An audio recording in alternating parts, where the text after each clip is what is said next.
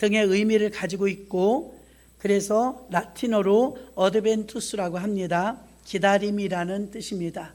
예수님이 오심을 기다리는데, 예수님이 성탄절에 오시면 사실은 그 높고 높은 곳에서 우리가 후진국에 여행을 가거나 선교를 가보면요, 불결하고 지저분하고 또 불편하고 이런 부분들이 상당히 많아요.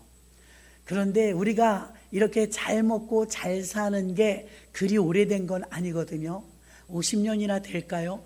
5,000년 역사 가운데 약 50년을 이렇게 풍요함을 누리고 살고 있어요.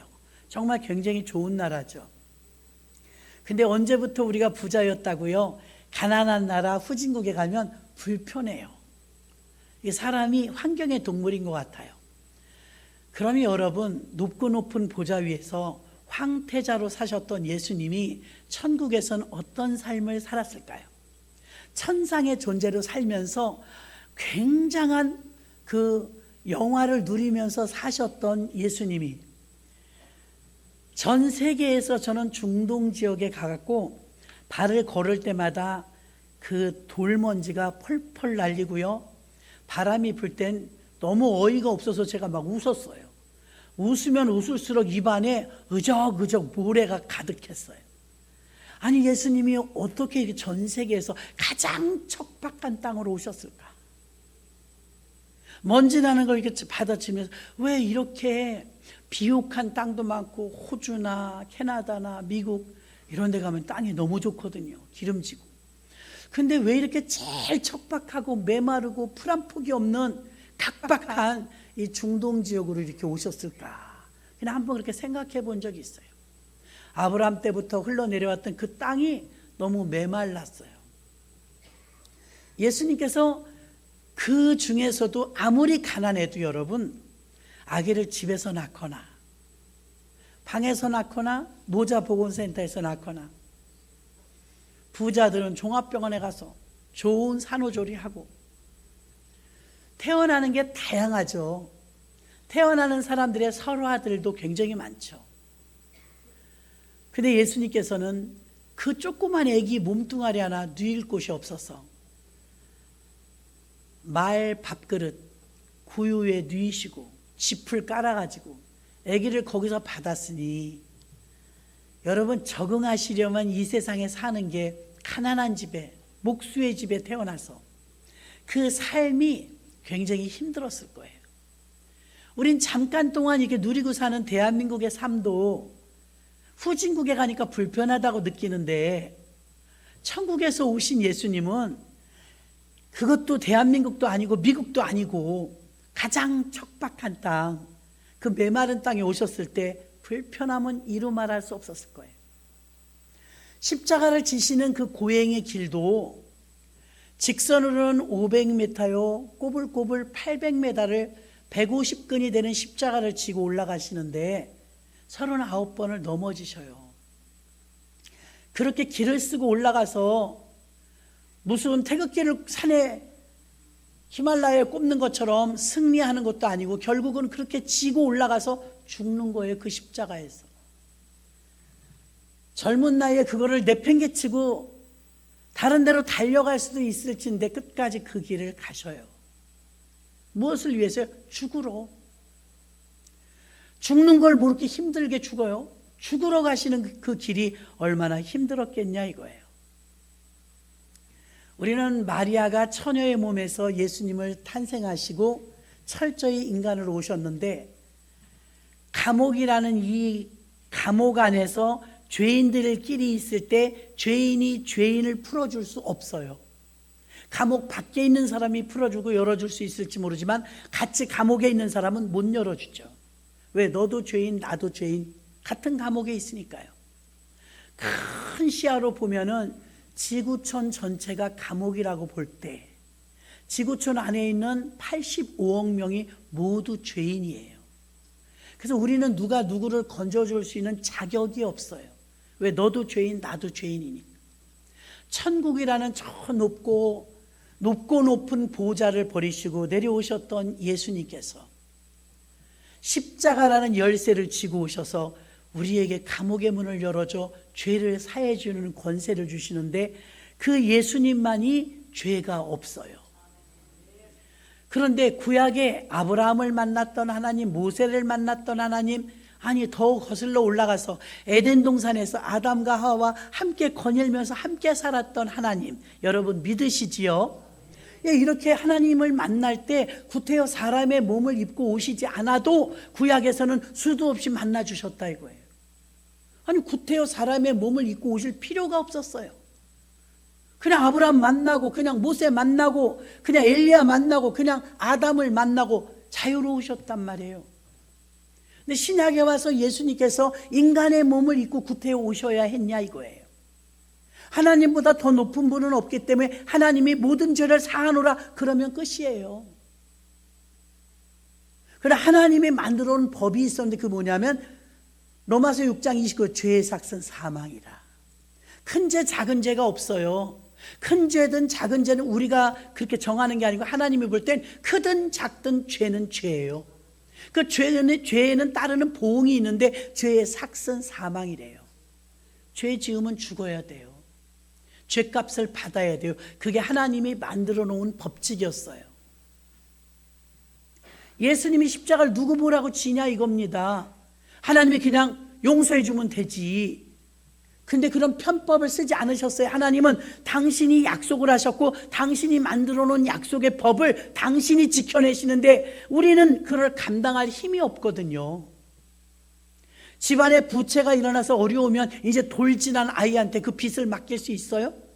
걔는 그거 감당할 힘이 없어요. 못 알아들어요. 부부가 짊어져야 됩니다. 왜? 부부가 감당할 만하니까요. 우리 인간이 지은 죄를 인간이 감당할 수 없을 지경이 되어버렸어요. 그런데 하나님은 우리를 사랑하셔요. 십자가는 종과 횡으로 되어 있는데요, 하나님과 우리와의 관계, 수직적 관계, 인간과 인간의 관계는 수평적 관계죠. 십자가를 완성시키기 위해서는요, 공의와 사랑이 이게 맞아 들어가야 되는데 그냥 용서해주면, 은혜로 용서해주면 사랑 맞아요. 근데 죄를 지면 죽는다는 공의가 없어지잖아요. 십자가는 공의와 사랑의 합작품입니다. 그럼 예수님께서 십자가에 달려 죽으심으로 인해서 어떻게 우리 죄를 대신해서 죽으셨느냐? 그분만이 죄가 없고 흠이 없어요. 로마 카톨릭이나 이런 데서 보면요, 마리아가 성모 마리아 돼서 성모 마리아의 무호성을 주장합니다. 무호성. 무엇을 주장하냐면 끝까지 처녀였다는 거예요. 성경은 그렇게 말하고 있지 않거든요. 여러분, 좋게 말하고 싶겠죠.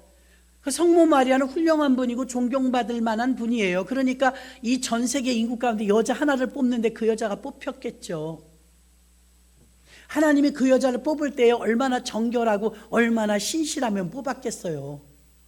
미스 코리아 뽑는 것도 아니고 전 세계를 대표한 여자 하나를 뽑는데 존경할 만합니다. 그렇지만 그 사람이 신은 아니에요.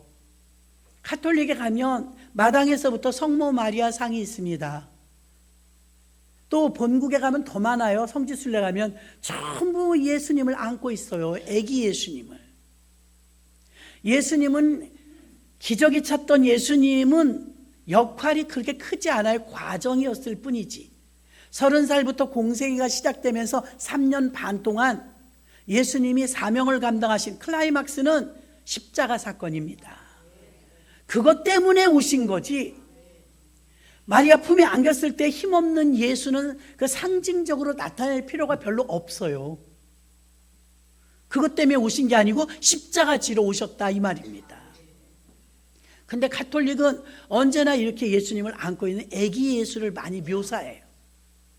그리고 성모 마리아를 신성시해요. 그래서 성모 마리아의 무호성을 주장하는데요, 어처구니 없이 풀이한 걸 보면 그런 내용들도 있어요. 그러면 성경의 마태복음 13장 55절 56절 보면 야고보, 요셉, 시몬, 유다, 이는 그 목수의 아들들이 아니냐? 그 모친은 마리아, 그 형제들은 야고보, 요셉, 시몬, 유다라 하지 않느냐? 그 누이들은 다 우리와 함께 있지 아니하냐? 그런즉 이 사람의 모든 것이 어디서 났느뇨?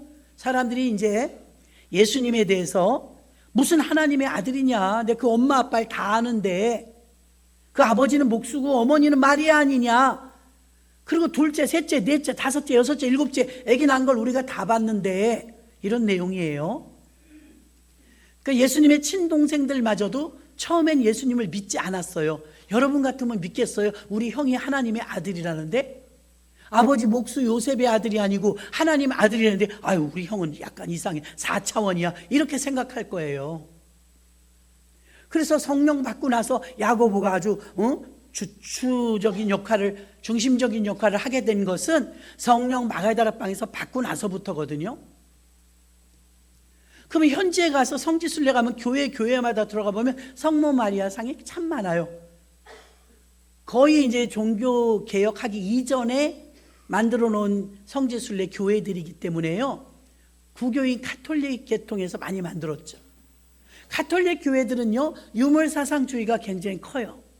예를 들어서 도마가 예수님의 못자국 난 곳에 손가락을 찔러봤다, 대목이 있거든요, 성경에.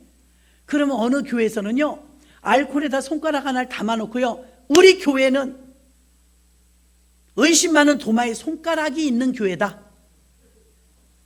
그걸 막 신성시하는 거예요. 진열해놓고.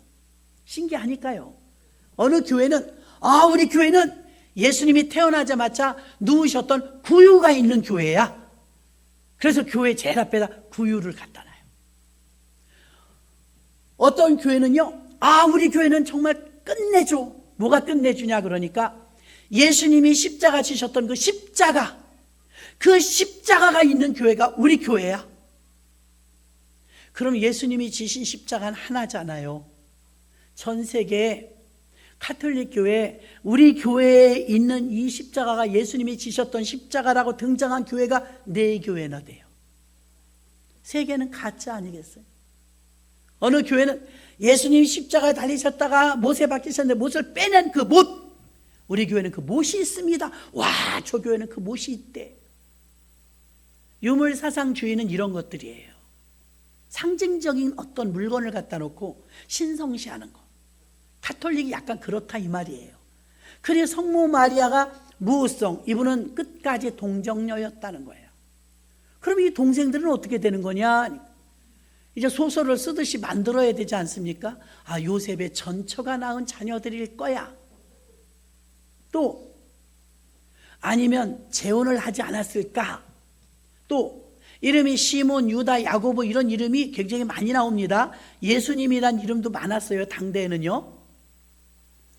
그러니까 어떻게 유추하느냐면 예수님의 제자들을 가리키는 거 아닐까? 왜? 예수님의 제자들의 이름이 그대로 다 나열됐잖아요. 야고보도 있고 시몬도 있고 요한도 있고. 그러니까 이게 예수님의 제자들인데 우린 전부 예수 안에서 형제자매 아니냐, 그러니까 형제라고 하지 않았을까? 근데 그런 말씀을 비슷하지만 유추하면 이런 내용이 나옵니다. 아니, 제자들을 상징으로 형제라고 말하면 우리는 전부 베드로부터 말해요. 베드로란 이름은 없었거든요. 그리고 성경에는 뭐라고 써 있냐면 요셉이, 아까 일부 예배도 저도 전하면서 은혜 받았는데요, 예수님을 낳았던 마리아가 훌륭해요. 예, 훌륭합니다. 존경받을 만합니다. 성모. 그런데 그 마리아도 훌륭하지만 소리 없이 옆에서 외조해 주었던 요셉은 더 훌륭해요. 당대에는 여러분, 요셉이 입만 뻥끗하면 마리아는 돌 맞아 죽어야 돼요. 예수님은 못 태어나요. 그때 법이 엄격했어요. 어디서 간음 간통을 하냐 이거죠. 약혼은 한 상태이긴 하지만 결혼식은 아직 안 했거든요. 약혼한 상태에서도 잠자리하고 살림을 시작할 수 있는 게 그 나라 법이에요.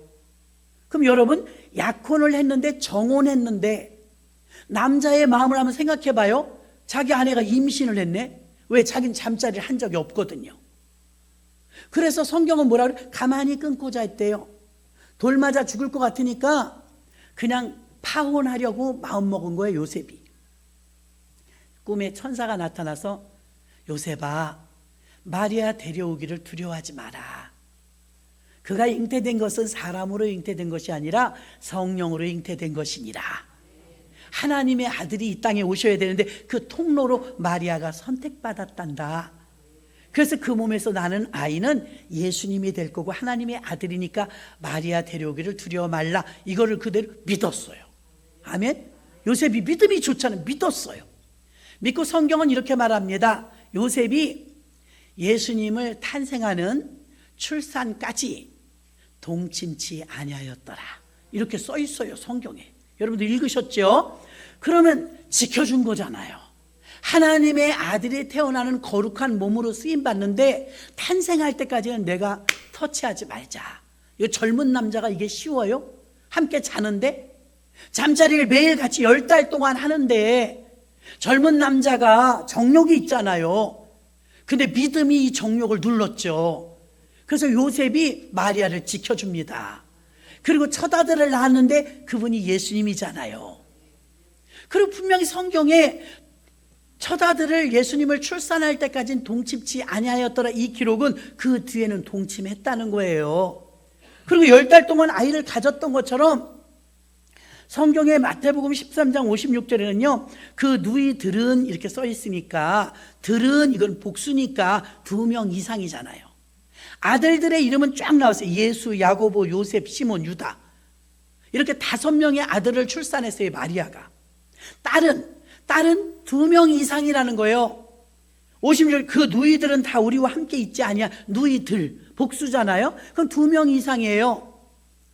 동방박사가 3명이라고 써있진 않아요, 성경에. 황금과 유향과 몰약 선물을 각각 가져와서 드렸다고 하니까 3명일 거야. 이렇게 우리가 생각하잖아요.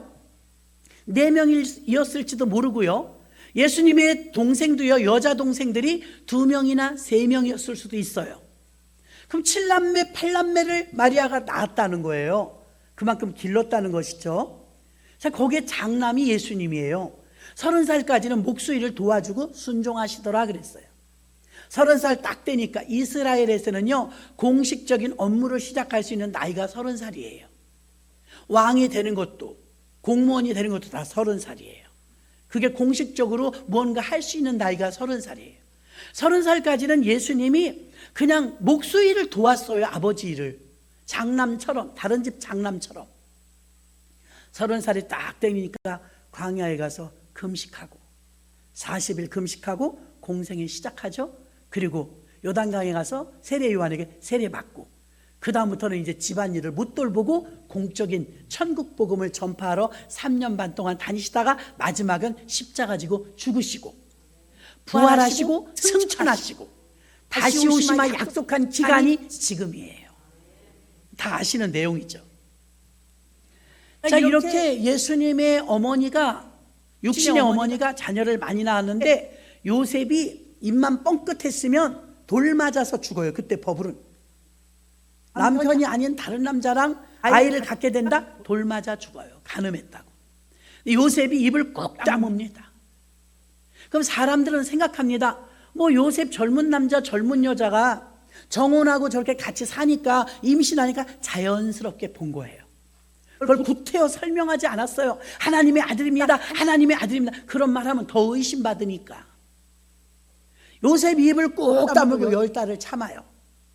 10달 지나니까 아니 예수님의 하나님의 아들인 예수님을 낳았으면 막 물질적인 축복을 받는 건 줄 알았더니 피난단 일이야. 헤로당에 죽이려고 하니까 또 베들레헴으로 갔다 나사렛으로 갔다 힘들었죠. 이사 다니느라고. 고생 많이 했습니다. 그 뒷바라지를 다 누가 했냐? 요셉이 했어요. 만삭의 아내를 데리고 베들레헴까지 가야 돼. 베들레헴에서 또 죽일 것 같으니까 나사렛으로 또 이사 와야 돼. 어린아이 데리고 처자식을. 그거 다 누가 했어요? 전부 요셉이 했어요. 요셉이. 요셉의 공적과 요셉의 잘한 일들은요 성경에서 칭찬하지 않아요. 왜? 드러나지 않으니까. 저도 여기 앞에 서 있고 사회 보시는 분, 성가대, 뭐 예배위원, 성찬위원 이런 분들은 이렇게 드러나요. 드러나. 그런데 교회도 보면요 주중에 여러분들이 주일날마다 오시는 분은 매일 깨끗하니까 원래 깨끗한 줄 알지만 여러분 집에서 살림해보지만 그냥 깨끗할 리가 있어요? 누군가가 치우는 거죠. 누군가가 청소해요. 또 아우 여기는 교회 밥이 맛있어. 누군가가 한 거죠. 맞잖아요. 운행하면 차가 2대가 돌아다니는데 2대의 차량을 누군가 운행하는 거죠. 이렇게 예배 드릴 때 여러분이 목소리가 크게 들리는 건 방송실에서 보이지 않지만 누군가가 하는 거죠. 맞죠 여러분? 안 보이는 곳에서 하는 손길들이 더 많아요. 그렇죠? 안 보이는 곳에서 암암리에 하나님의 영광을 위해서 쓰임받는 일꾼이 그렇게 많아요. 저는 보이게 하는 거고. 그러니까 마리아가 두드러져 갖고 마리아만 보이니까 만삭이 됐고 마리아는 정말 대단한 분이야 하지만 마리아가 순산하고 마리아가 예수를 무사히 낳기까지는 요셉의 혁혁한 공로가 있었다 이 말입니다. 보이는 마리아만 추앙받는 것이 아니라 보이지 않는 요셉의 이 공로를 여러분이 아셔야 될 줄로 믿습니다. 교회 안에는 이렇게 요셉과 같은 사람들이 많아요. 그래서 이렇게 아름답게 움직여지는 줄로 믿습니다. 누가복음 1장 32절에 저가 큰 자가 되고 지극히 높으신 이의 아들이라 일컬을 것이요. 자, 여기서 32절에서는 지극히 높으신 자의 아들은 하나님의 아들이란 뜻인데요. 35절에 나와 있습니다. 누가복음 1장 35절에 천사가 대답하여 가로되 성령이 내게 임하시고 지극히 높으신 이의 능력이 너를 덮으시리니 이러므로 나실 바 거룩한 자는 하나님의 아들이라 일컬으리라. 아멘. 결국 하나님의 아들이 등장하는 거예요. 우리 죄를 해결해 주셔야 되는데 죄인들끼리는 죄인을 해결할 능력도 자격도 안 돼요. 죄 없으신 분만이 죄를 해결할 수가 있는데 그래서 인간의 몸을 입고 오셔서 우리 죄를 사하시려고 오셨다 이 말입니다. 죄 없는 사람이 하나도 없어요. 히브리어 구약 성경은 히브리어로 쓰여졌고요. 신약 성경은 헬라어 아람어로 쓰여졌죠. 이게 원어거든요. 원어의 성경 말씀을 그대로 받아들이면 효과가 굉장히 극대화돼요. 저도 원어 공부하다가 조금 하다 포기했는데요. 힘들긴 하죠. 원어가 이 히브리어는 히브리어 말 그 자체가 성경이에요. 히브리어에서 사람을 아담이라고 해요. 영어에서는요 휴먼이라고 하죠. 헬라어는 사람을 뭐라고 할까요? 헬라어는 사람을 안드로포스라고 해요. 그러면 헬라어에서 말하는 하나님의 아들, 사람, 안드로포스는요 그 뜻이 하늘을 바라보는 사람 이런 뜻이에요. 위를 바라보는 사람.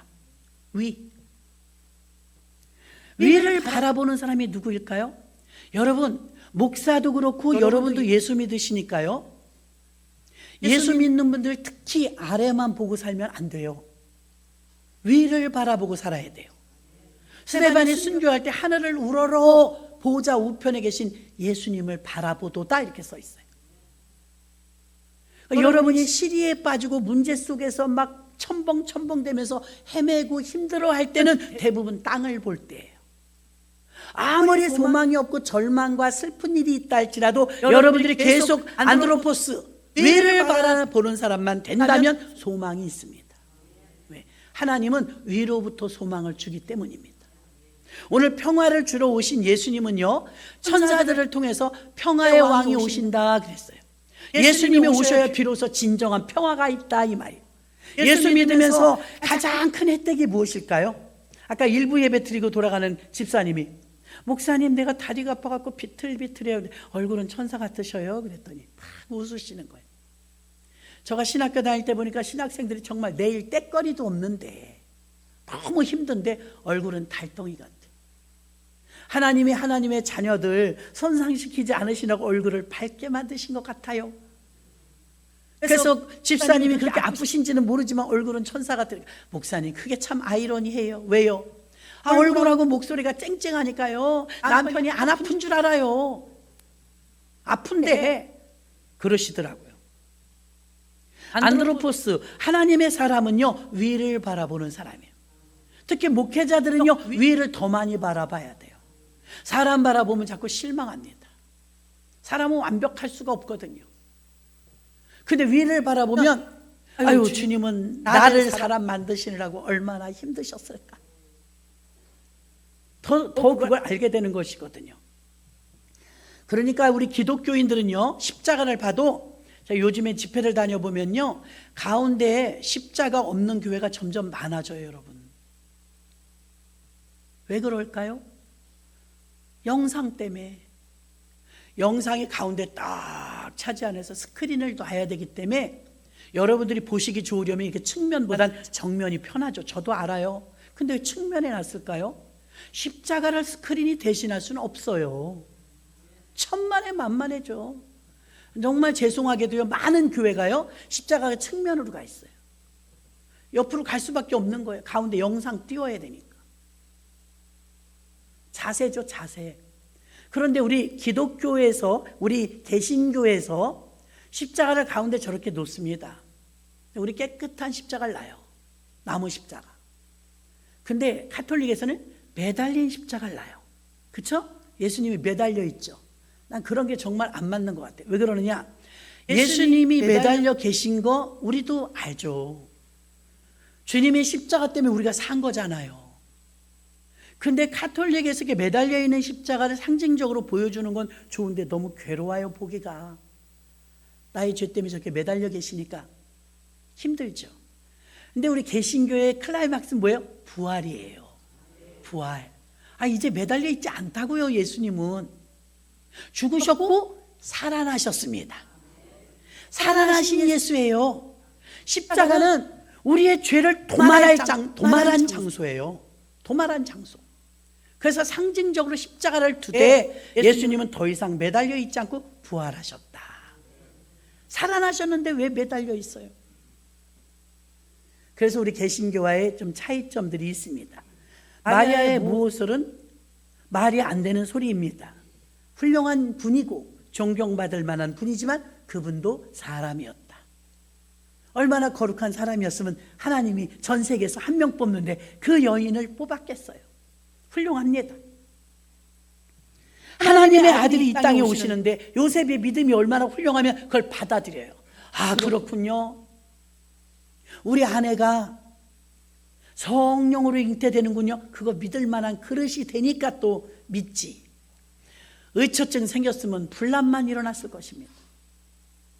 그런데 요셉이 믿음이 커요. 받아들입니다. 아멘 하고서 자기 아내를 보살피고 무사히 예수 그리스도가 태어나기까지 요셉이 혁혁한 공로가 있었는 줄로 믿습니다. 세례 요한은 여자가 낳은 자 중에 가장 크다고 칭송을 주님께로부터 들었습니다. 예수님이 이 땅에 오시는 길을 평평하게 다져주는 역할을 세례 요한이 한 거예요. 자, 세례 요한보다 위대한 사람은 이 세상에 없지만 그렇게 큰 자로 태어났지만 그의 사명은 예수 그리스도의 오시는 길을 예비하는 자였어요. 세례 요한의 족보를 거슬러 올라가면 아론이 나옵니다. 대제사장 아론. 예수님의 족보를 거슬러 올라가면 다윗이 나오죠. 아브라함이 나오죠. 예수님의 족보 속보다 주의 종의 이 정통성은 아론이 높아요. 그럼 아론의 가문에서 내려온 자들은 세습이니까요. 주의 종이 세습입니다. 세습이니까 아브라함의 후손에서 사가랴까지 내려온 거예요. 정통 주의 종이에요. 그러니까 똑같이 예수님보다 6개월밖에 먼저 태어나진 않았지만 사가랴의 몸에서 엘리사벳의 몸에서 태어난 세례 요한은 태어나자마자 주의 종이었어요. 나시린. 훌륭한 주의 종이 탄생했다. 아무것도 안 했는데도. 왜? 그 아이는 모태로부터 아이의 맞춤형 아이로 태어나서 제사장 가정의 제사장 가문의 정통 레위, 아무도 함부로 거론할 수 없는 대단한 제사장 가문의 자녀로 태어났기 때문에 세례 요한은 검증과 입증이 된 훌륭한 주의 종이에요. 그 사람이 입만 잘못 뻥긋뻥긋하면 예수님의 길은 평탄할 수 없었어요.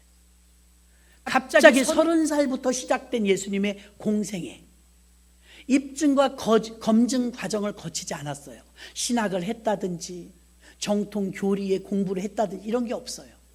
목수일 하다가 금식 40일 하고 하나님의 사명에 따라서 30살부터 천국 복음을 전파하고 다니는데 그때 가장 막강했던 주의 종 세례 요한이 저 이단이야 한마디만 하면 예수님의 모임 자리에 사람들 못 가요.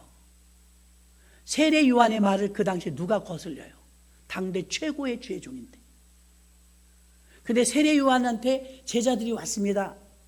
세례 요한님, 큰일 났어요. 무슨 일이냐? 저 빈들에서 예수라는 목수라는 청년이 나타났는데 병든 자를 막 고친대요. 왜 귀신들도 병을 고치거든요. 근데요, 사람들이 점점 더 많이 모여요. 문제가 뭐냐면요, 선생님의 제자들도 더러더러 거기 가 있어요. 그럼 인간으로 들었을 때는 이런 고연 놈들, 허락도 받지 않고 거기 갔단 말이냐? 이럴 거 아니에요? 세례 요한이 얼마나 대인배냐면 쳐다보면서 고자질하는 그 사람들에게 이렇게 말해요. 너희도 가라. 너희도 가라. 그분의 때가 온 것이다. 나는 너에게 물로 세례를 줘서 회개를 일으키지만 그분은 불로 세례를 줄 것이요 나는 그분의 신발끈 묶을 정도 위인도 못 된다. 아니 대단한 분이 이렇게 말을 하니까 도대체 그분이 누구인가 더 많은 사람들이 모이기 시작했고 5,000명이 모여 12광주에 남는 기적의 역사, 병든 자를 고치는 역사, 예수님이 그 역사 일으킨 건 이루다 말할 수 없잖아요. 세례 요한의 입에서 그는 이단이다, 그는 어떤 근거도 없다, 레위인도 아니다 그러면 예수님의 길 망쳐요. 근데 가장 막강한 힘을 가지고 있는 세례 요한이 나팔을 불어주는 거예요. 그분이 맞습니다. 그분이 준비된 분입니다. 그분이 하나님의 아들입니다. 나는 그분의 길을 여는 자일 뿐입니다. 굉장히 겸손하죠? 이렇게 여러분, 하나님의 역사가 성경 안에서 이루어질 때는 하나님의 은혜를 받은 많은 분들의 이름도 없이 빛도 없이 그들의 공로로 주님의 사역이 활발해졌는 줄로 믿습니다. 그래서 이게 체인징 되는 거예요. 세례 요한은 순교 일찍 하죠. 그리고 예수님의 시대가 오잖아요. 요단강에서 세례받고. 그래서 아까 예수님의 육신의 아버지인 요셉도 굉장히 훌륭하고 예수님의 길을 평탄케 열어준 세례 요한도 굉장히 훌륭합니다. 드러나지 않게 그렇게 주의 일을 했다 이 말입니다. 그리고 하나님의 아들이라고 말하는 이 35절의 말씀처럼 하나님의 아들이라는 것을 하나님과 본인의 동등함을 주장합니다. 유대인들은요, 하나님이 나의 아버지다 그러면 본질이 아버지나 아들이나 같다고 봐요. 예수님은 하나님과 동일되게 일을 하셨는데요, 요한복음 1장 19절에 보면 아버지께서 하시는 일을 보지 않고는 아무도 스스로 할 수 없나니 아버지께서 행하시는 그것을 아들도 그와 같이 행하느니라. 아들이나 아버지나 같은 일을 한다고 나와 있습니다. 그러니 하나님과 예수님이 동일시된 것을 우리가 믿어야 되는데요, 그 다음에 요한복음 5장 21절에 보면 능력 또한 같대요. 요한복음 5장 21절, 아버지께서 죽은 자들을 일으켜 살리심 같이 아들도 자기의 원하는 자들을 살리느니라. 아멘. 죽은 자를 살리는 능력이 예수님께 있다는 거예요. 하나님만 할 수 있는 일을 예수님도 한다고 하면서 예수님이 하나님과 동일한 능력을 소유했다고 이렇게 요한복음 5장 21절에 말합니다. 또 예수님은 하나님과 똑같이 심판 권세가 있어요. 심판. 요한복음 5장 22절에 보면 아버지께서 아무도 심판하지 아니하시고 심판을 다 아들에게 맡기셨느니라. 심판, 예수님이 다시 오실 땐 심판주로 오십니다. 죄에 대한 심판을 주님이 하시는 거예요. 그 다음에 예수님은 하나님과 동일하게 공경받으실 분이라고 나와 있습니다. 요한복음 5장 23절, 이는 모든 사람으로 아버지를 공경하는 것 같이 아들을 공경하게 하려 하심이라. 아들을 공경치 아니하는 자는 그를 보내신 아버지를 공경치 아니하느니라. 아멘. 하나님 아버지와 본인을 동등하게 이렇게 기록했습니다. 그러니까 예수님이 오신 것은 하나님이신 그분이 오신 것입니다. 예수님 하나님 이꼴이에요. 성부 성자 성령 같은 겁니다. 같이 오셨고, 또 예수님은 완전한 사람으로 오셨다고 아까 제가 말씀을 드렸습니다. 하나님은 구약에 보면은 에덴 동산에서 함께 거닐고 아브라함을 만나고 엘리야를 만나고 그냥 거침없이 만나셨어요. 그런데 구태여 사람의 몸을 입고 오셔야 했냐 이거예요. 구약엔 그럴 필요가 없었어요. 마태복음 1장 23절에 보니까 보라 처녀가 잉태하여 아들을 낳을 것이요 그 이름을 임마누엘이라 하리라 하셨으니 이를 번역하즉 하나님이 우리와 함께 계시다 함이라. 하나님이 사람의 모습으로 오셨다고 기록하고 있고 여자 혼자서 어떻게 아이를 가질 수가 있을까? 실제적으로 예수님의 혈액형에서는요 여자의 염색체만 나왔다고 해요. 남자의 염색체와 여자의 염색체가 합쳐져야 사람이 되잖아요, 생리적으로. 그런데 예수님은요 남자의 염색체는 없었다는 거죠. 관계가 없었어요. 성령으로 잉태되었다는 것을 설명합니다. 이것은 예수님이 하나님이라는 사실만큼 이게 여러분 인간의 힘으로는 남녀가 결합하지 않고는 아이를 역사 이래로 낳을 수가 없어요. 어쩌다가 신기하게 낳았다? 그럴 리가 없어요. 근데 예수님은 그랬거든요. 그럼 예수님만 성령으로 잉태된 이 사건을 우리가 삐딱하는 시선으로 볼 것이 아니라 그러니까 하나님이지. 아멘. 하나님만 하실 수 있는 특별한 영역이기 때문에 하나님이 예수님을 잉태하게 하신 것입니다. 그래서 하나님이에요. 인간의 모습으로 오신 예수님은 철저한 인간 인성. 10달 배 아팠고요. 마리아가 그 뒤에 동생들을 줄줄이 낳을 때도 10달 배 아팠고요. 우리들도 10달 배 아파서 낳고요. 동일해. 사람은 다 이렇게 와요. 사람은. 그러니까 마태복음은 누가 누굴 낳고 이 대목이 쭉 나오죠. 아브라함과 다윗의 자손 예수 그리스도의 세계라. 아브라함부터 다윗까지 연례되어 다윗부터 예수까지 연례되라. 자, 이게 예수님의 족보를 이렇게 내려놓는데 결국은 뭘 얘기하고 싶으냐면 다윗의 후손으로 오신 예수는 왕권세를 가지고 있다. 그러니까 마태복음이 기록한 의도는요, 그분은 왕이시다는 거예요. 마태가 기록한 그 마태복음의 핵심은 그분은 철저한 왕이라는 거예요. 그러면 누가복음의 누가는요, 그분은 철저한 인자, 인간이었다는 걸 고백해요. 그분은 철저한 인자 예수셨다. 가짜 예수가 아니라 진짜 우리처럼 10달 동안 배 아파서 낳고 배고프면 꼬르륵 소리 나고 화장실 아침마다 가야 되고 똑같다는 거예요. 그래서 누가복음을 기록한 누가는 의사잖아요. 의학적으로 말이 안 되는 거거든요. 근데 마태, 마가, 누가, 요한 4복음서가 동시대에 쓰여져서 공관복음이라고 해요. 누가복음에 의료적으로 이해가 안 되는 부분에 치료된 치유 사건이 제일 많이 기록되었어요. 의사가 볼 때 이건 안 되는 거다 이거죠. 그래서 의료 치유 사건이 가장 많이 기록된 곳이 누가복음이에요. 누가는 말했습니다. 그분은 철저한 인간이었습니다. 인간 예수를 묘사했습니다. 누가복음 2장 6절에 보니까 거기 있을 그날에 해산할 날이 차서 하늘에서 그냥 내려온 게 아니고요. 해산을 거쳤다고 10달을.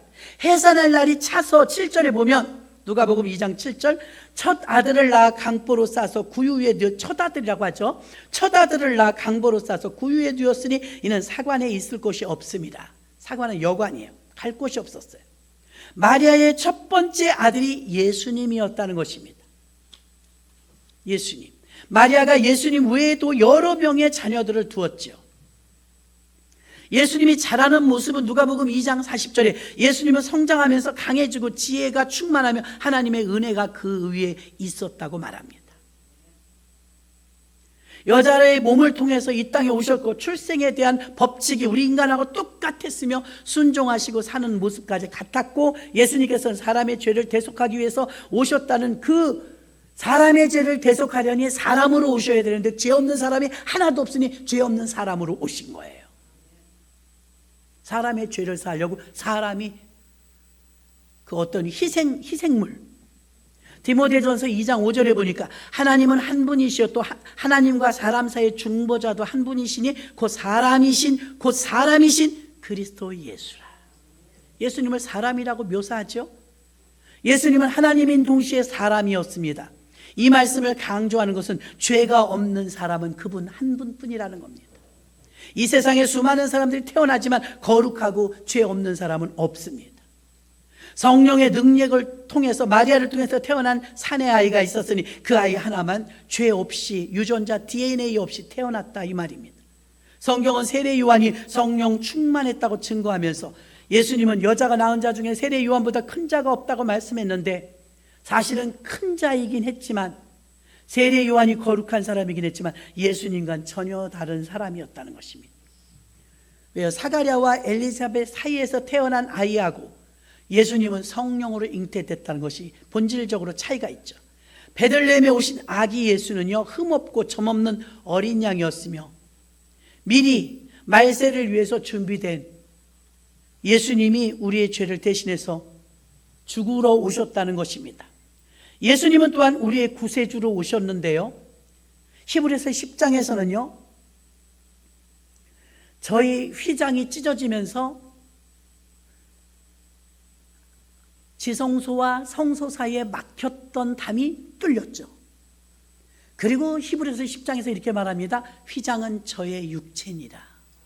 자, 여러분 지금도 우리가 성지순례 구태여 갈 필요 없어요. 왜냐하면 성지순례가 있는 골고다의 언덕에서 예수님이 목마르다 아버지여 나의 영혼을 부탁하나이다 그리고 운명하시다 이렇게 끝나잖아요. 그 예수님이 십자가에 달려 죽으시면서 고개를 딱 떨군 순간 우르릉 쾅쾅 우르릉 쾅쾅 하면서 깜깜하게 날씨가 변하면서 지진이 났죠. 살짝 지진이 났는데 예수님이 운명하시는 그 순간 특징적인 것이 나타났어요.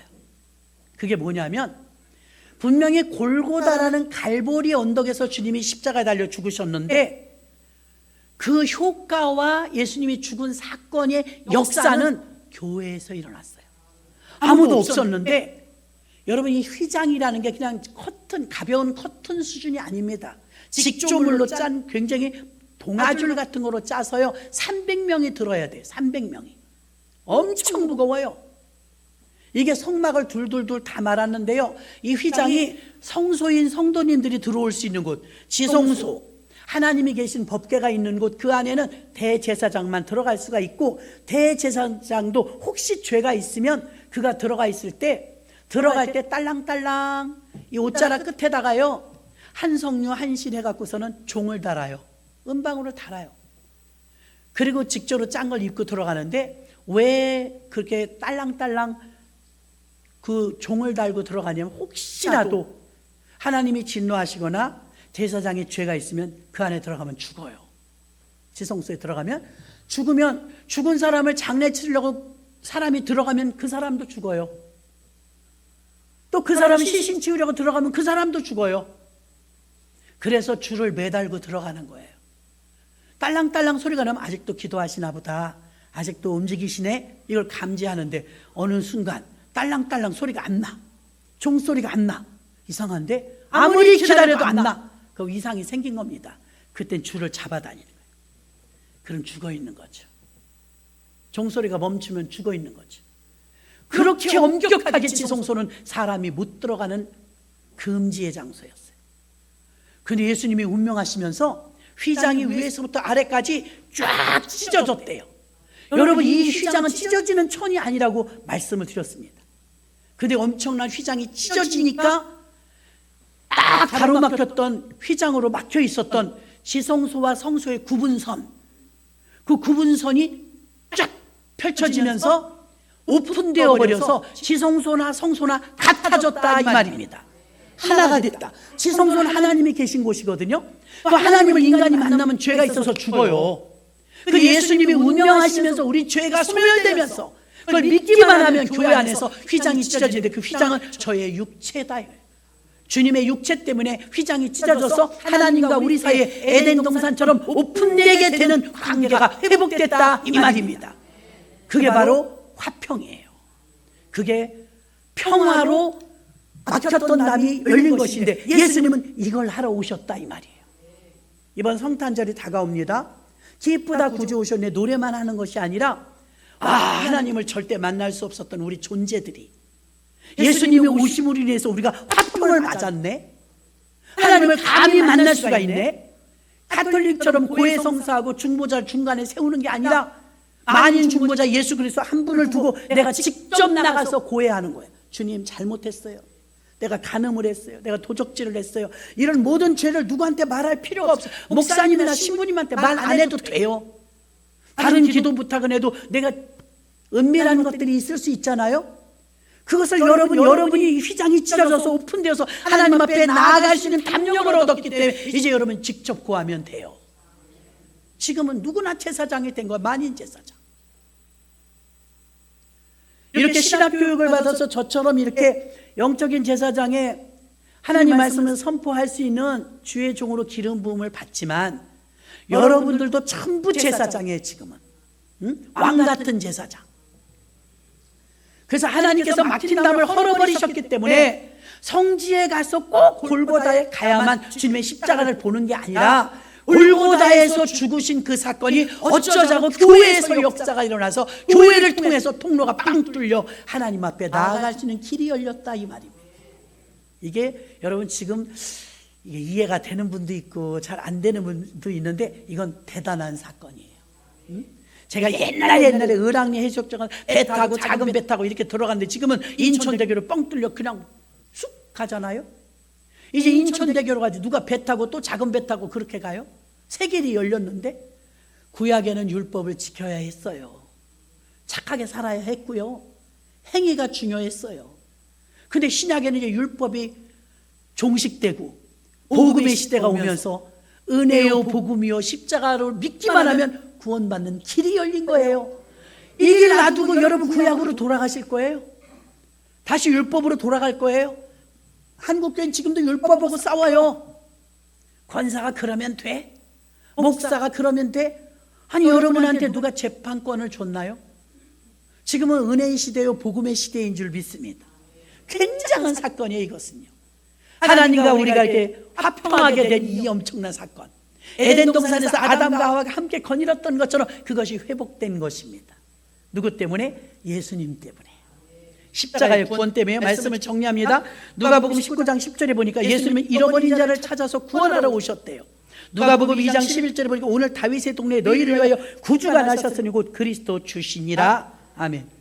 예수님은 어떤 분이십니까? 예수님은요 하나님과 동등된 분입니다.